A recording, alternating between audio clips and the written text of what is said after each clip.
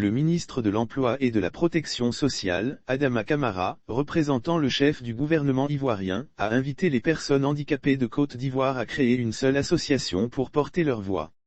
Cette cérémonie s'est tenue autour du thème « Personnes handicapées au cœur de la Côte d'Ivoire solidaire ». Adama Camara a expliqué aux concernés pourquoi il est important de mettre ensemble toutes leurs associations pour former une seule entité. C'était à l'occasion de la célébration de la 29e Journée internationale du handicap, lundi 4 avril 2022 au Palais de la Culture d'Abidjan-Treichville.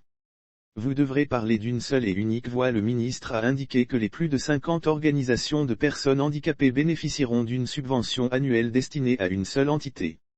Chers amis handicapés, je voudrais encore réitérer mon appel de Grand Bassam vous invitant à vous muer en une seule et unique association de personnes en situation de handicap.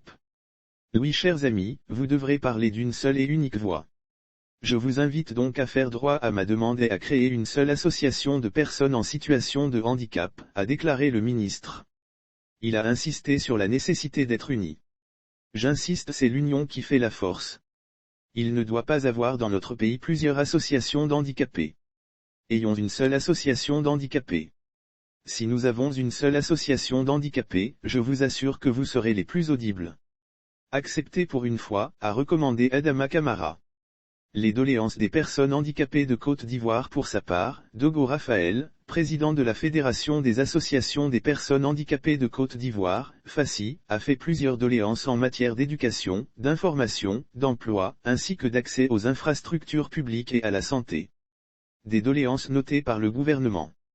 Lire aussi: hausse du coût du transport à Yopougon et Cocody, descente musclée de transporteurs dans des gares. Aujourd'hui, en ce qui la concerne, la ministre-gouverneure du district autonome des Lacs, Raymonde Boudou Kofi, représentant la première dame Dominique Ouattara, a crié non à la stigmatisation, non à la discrimination et oui à l'équité dans tous les domaines socio-professionnels.